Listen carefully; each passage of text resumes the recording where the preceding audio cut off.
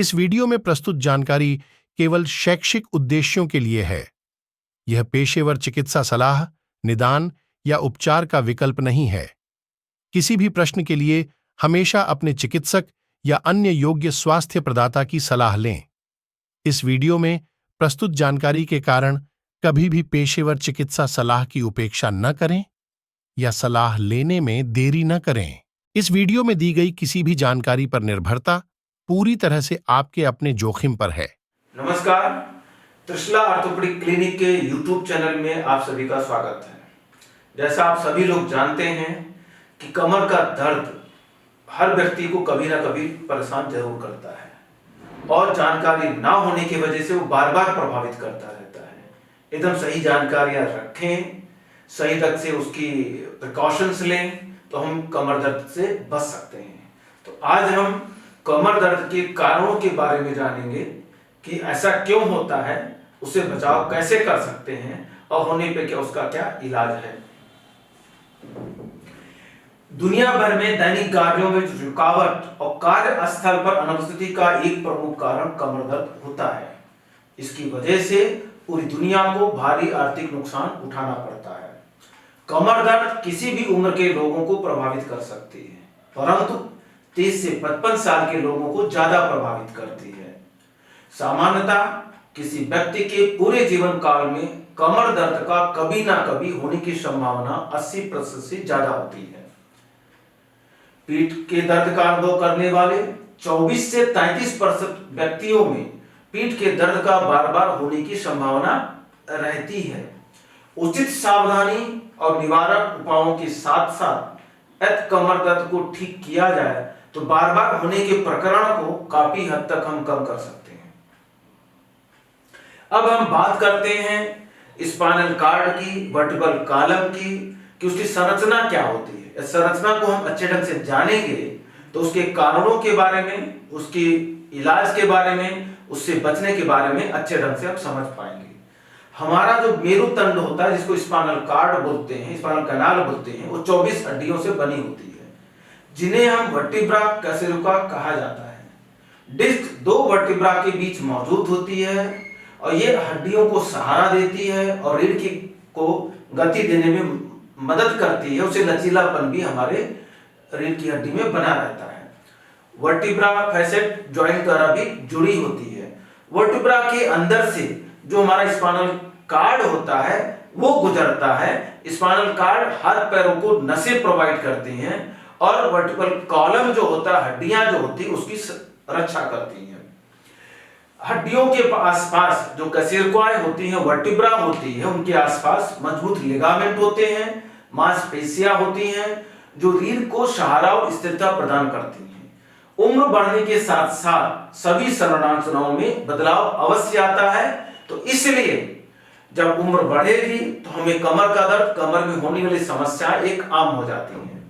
कमर में दर्द रीढ़ की हड्डी, पीठ की मांसपेशियां, नसों एवं 2 हड्डियों के बीच स्थित गद्दी एवं हड्डी की समस्याओं में से किसी एक से में हो सकता है। कमर का दर्द सबसे आम कारण जो अचानक कमर से घूम जाना, झुक जाना, शरीर की गलत अवस्था में रहते हुए वक्त या कमजोर मांसपेशियां होने पर भारी वजन उठाने के कारण मोचवा खिंचाव से भी होता है, या ऊंची जगह से हम कोई सामान उतारते हैं, सही पोजीशन नहीं है तो उसकी वजह से भी हो सकता है। अत्यधिक व्यायाम या भारी सामान उठाने के बाद होने वाले पीठ में जो दर्द हो सकता है अक्सर मोच व खिंचाव की चोट की वजह से होता है। लेकिन जब तीव्रता ज्यादा होती है तो 2 जो रीढ़ की हड्डियों के बीच में स्थित डिस्क होता है उसमें खिंचाव आ जाता है, चोट लग जाती है, उसके जो बाहर की तरफ लेयर्स होती है रप्चर हो जाती है, प्रोलैप्स हो जाता है। उसकी वजह से जो नर्व्स होती है उनमें प्रेशर बढ़ता है और पैरों में दर्द, तेज दर्द, मांसपेशियों में ऐंठन और झंझनाहट भी पैरों में आ सकता है। महिलाओं में अक्सर जननांगों की संक्रमण और गर्भावस्था में पीठ दर्द की संभावनाएं बहुत ज्यादा रहती हैं। कमर दर्द की संभावना वजन ज्यादा होने पर, मोटापा होने पर, तनावपूर्ण होने पर, दिनचर्या गलत तरीके से कर रहे हो, लंबे समय तक खड़े होते हो आरामदायक जीवन शैली हो, काम करने से बचते हो, बुढ़ापा है, मानसिक बीमारी से ग्रसित हो, या सिगरेट बहुत ज्यादा पीने वालों में ज्यादा पाई जाती है। अब बात करते हैं कि हाई रिस्क कौन कौन से लोग होते हैं जिनको कमर दर्द ज्यादा संभावनाएं होती है। ऐसे लोग जिनका वजन बहुत ज्यादा है, मोटापा है, स्मोकिंग ज्यादा करते हैं, बहुत लंबी पर्सनालिटी है, सुस्त काम में तल्लीन रहते, सेडेंटरी लाइफ जॉब उनका है, या बहुत ज्यादा फिजिकल जॉब करते हैं, या भारी सामान उठाने की उनकी काम होता है, लंबे समय तक बैठे होने वालों में भी दर्द बहुत ज्यादा होता है, या बार बार ट्विस्टिंग करने का काम उनको ज्यादा रहता है, जिनके पास स्ट्रेस एंजाइटी बहुत ज्यादा होता हो, एक्सरसाइज की कमी हो, और जंघों के पीछे पिंडलियों जो काफ मसल्स होती है, हैमस्ट्रिंग मसल होती है, वो जिनकी बहुत सख्त होती है, उनमें भी कमर में खिंचाव व दर्द होने की संभावनाएं ज्यादा रहती है। अब हम बात करते हैं कि कौन सा प्रोफेशन है जिसमें दर्द ज्यादा होता है। पायलट हैं, शल्य चिकित्सक हैं, दौड़ने वाले लोग होते हैं, चालक हैं, निर्माण मजदूर हैं, किसान हैं, पुलिस हैं, कार मैकेनिक्स हैं। इन लोगों में कमर का दर्द होना बहुत ही ज्यादा कॉमन होता है।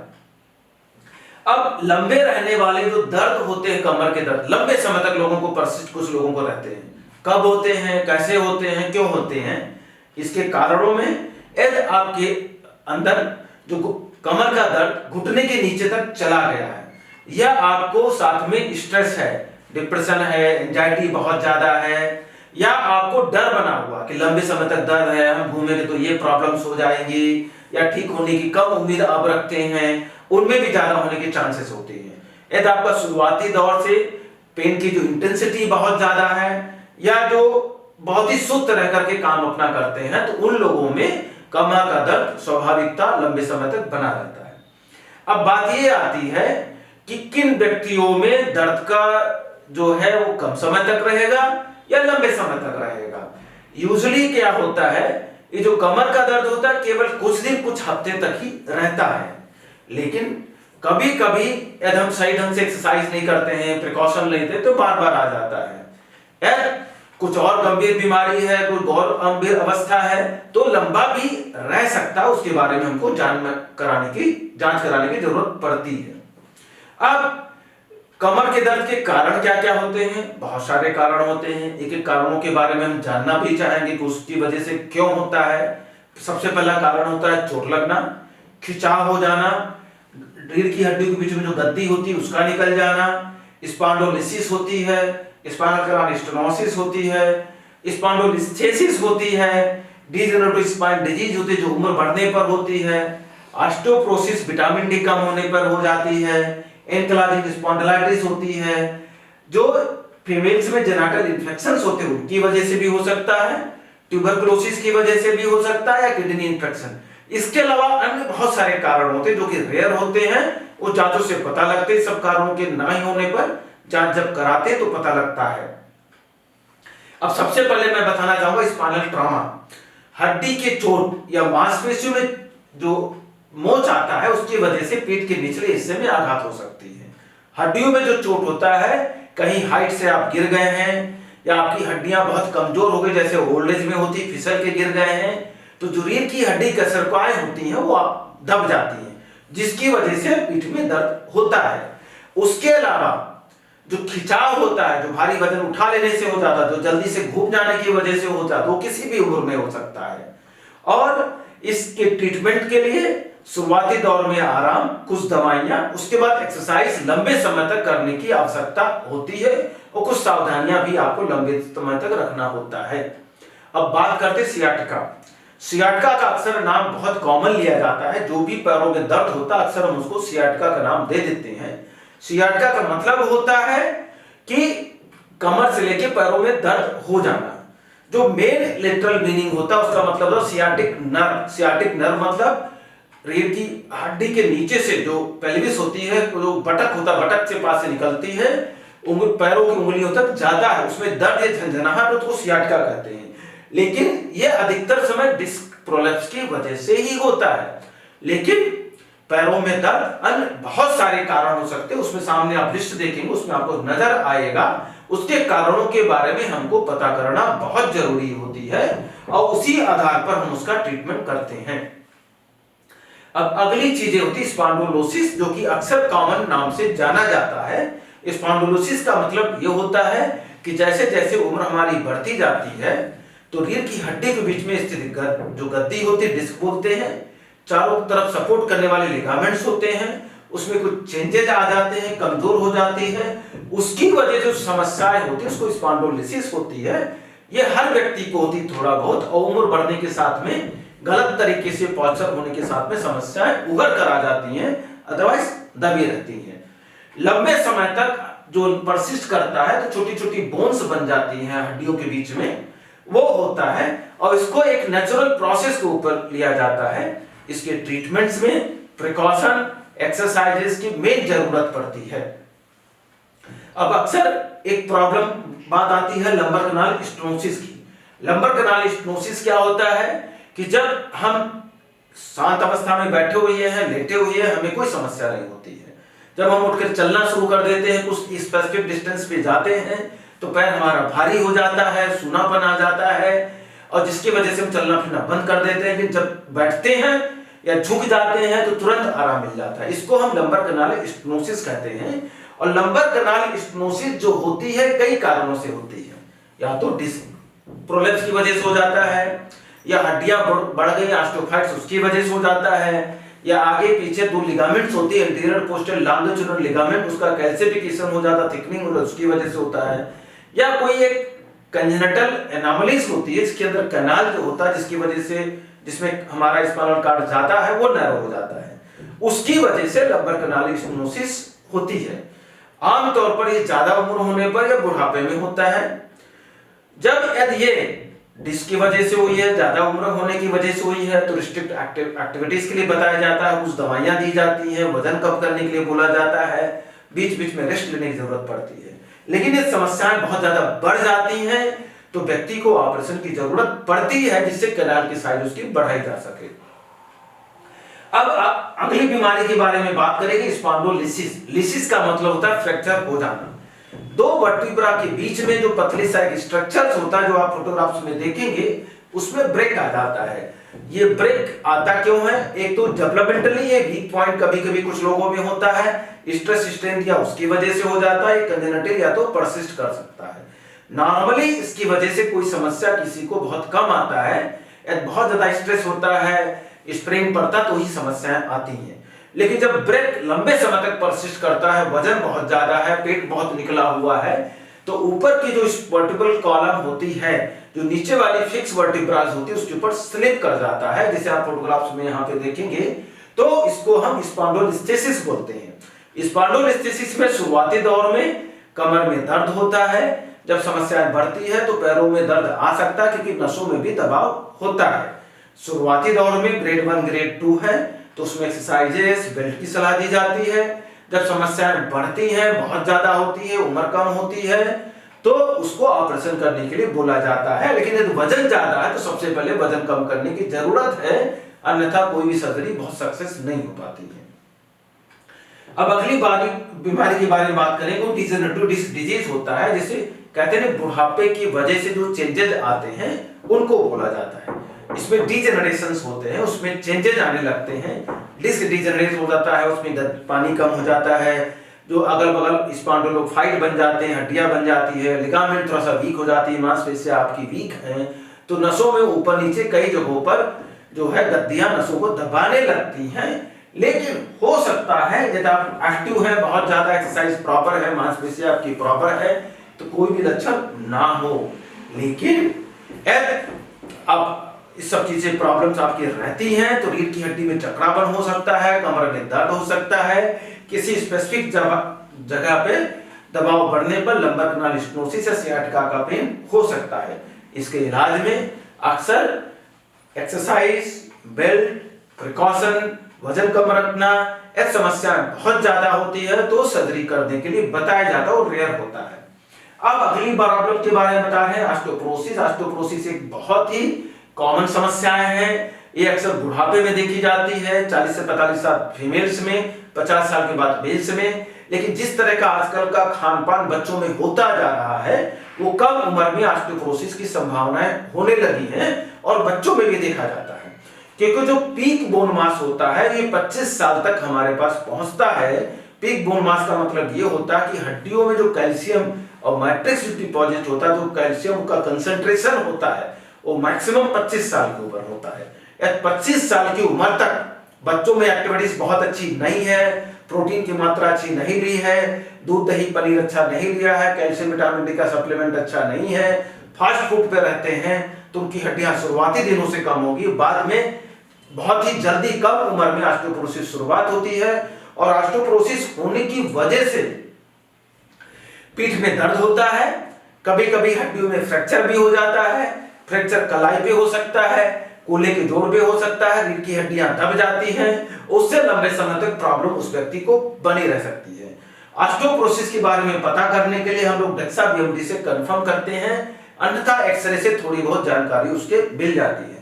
स्पेसिफिक दवाइयां आती हैं, उनको दवाओं का सेवन करने से और प्रिकॉशन एक्सरसाइज करने से बहुत कुछ हम ऑस्टियोपोरोसिस को ठीक कर सकते हैं। अगली प्रॉब्लम्स होती है विटामिन डी की डिफिशियंसी, जो आजकल पोल्यूशन बहुत ज्यादा है, खान पीन में प्रॉब्लम्स होती है, सनलाइट में हम निकलते नहीं हैं, डार्क स्किन होते हैं, कपड़े बहुत ज्यादा शरीर पर रहता है, उसकी वजह से विटामिन डी का कम होना बहुत ही सामान्य जैसी हो गई है। और विटामिन डी के कम होने से कमर में दर्द के साथ साथ हाथ पैरों में कम प्रॉक्सिमल जो मसल्स होती हैं, कंधे की मसल होती है, कूल्हे की मसल्स होती है, वीकनेस आ जाती है और इस तरह की समस्याएं परसिस्ट करती है। विटामिन डी की वजह से और भी बहुत समस्याएं होती हैं। डायबिटीज है, अनकंट्रोल हो जाता है, हाइपरटेंशन है, उनमें समस्याएं बढ़ सकती है, इम्यूनिटीज कम हो जाती है, कैंसर में भी प्रभाव दवाओं का कम हो जाता है। तो विटामिन डी का कमी है तो उसकी दवाइयां लेनी पड़ती, सप्लीमेंट लेना पड़ता है, खान पीन, धूप में निकलना और एक्सरसाइज सब चीजों करना बहुत जरूरी होता है। एक अगली बीमारी है एंकिलोजिंग स्पॉन्डिलाइटिस होता है।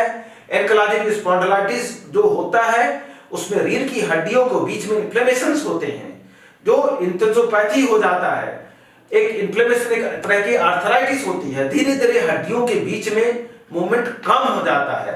तो एक बोलते हैं बम्बो स्पाइन, माने शरीर एकदम अकड़ा रहता है, आगे झुका रहता है, गर्दन झुकी रहती है, सीधा नहीं कर पाता है, सीधा लेटना नहीं पाता है। ये शुरुआती दौर में होता है क्योंकि एक्सियल ज्वाइंट इन्वॉल्व होते हैं। जब समस्याएं बढ़ती है तो कूल्हे का जोड़, फिर घुटने और पेरिफेरल ज्वाइंट भी इन्वॉल्व हो सकते हैं।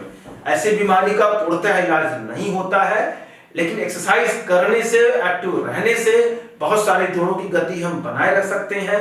आजकल कुछ दवाइयां आ गई हैं जो इस बीमारी को लिमिट कर दे सकती हैं शुरुआती दौर में और उनकी तीव्रता को भी कम कर सकती हैं। साथ में प्रिकॉशंस लेना बहुत जरूरी होता है। अब अगली बीमारी के बारे में बात करते हैं, ट्यूबरकुलोसिस स्पाइन के बारे में।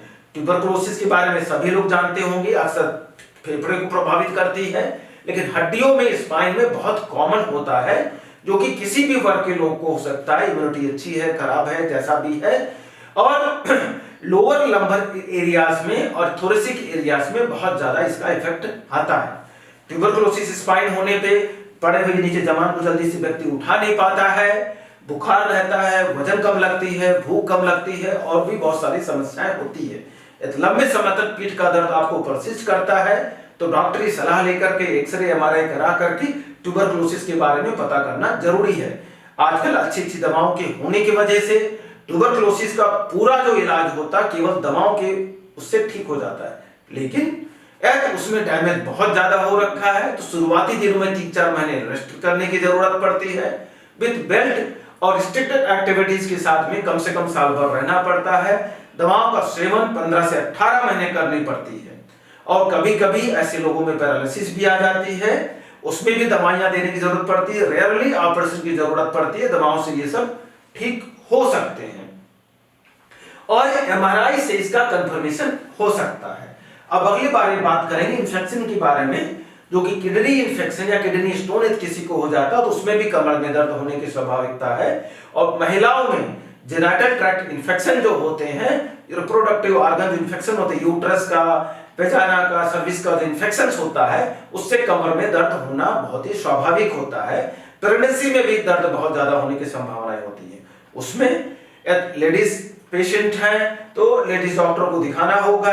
किडनी की प्रॉब्लम है, यूरोलॉजिस्ट को दिखा करके स्पेसिफिक जांचें होती हैं, दवाइयां लेनी पड़ती है, फिर जाकर के कमर का दर्द उनका आराम हो सकता है। ये जो मैं एक बहुत सारे कारण बताएं, किस वजह से होता है, क्यों होता है, हड्डियों में क्या समस्याएं होती हैं, इन सब चीजों के बारे में आपको पूर्ण जानकारी होना जरूरी है। तो आपको बार बार होता है, लेकिन ये जो जानकारी आपको दी जा रही है, आपके जनरल नॉलेज की दी जा रही है, बेसिक उसके लिए दी जा रही है। जब भी आपको कमर दर्द होता है तो ऑर्थोपेडिक सर्जन या किसी भी फिजिशियन पास के आप उनको दिखाएं, उनसे जानकारी लें, जांच कराएं और दी गई चीजों को फॉलो करें। अगले लेक्चर में हम लोग बात करेंगे कि कमर के दर्द में क्या साइन सिम्टम होता है, क्या प्रिवेंटिव मेजर्स हो सकते हैं और क्या उनका ट्रीटमेंट हम लोग कर सकते हैं। नमस्कार।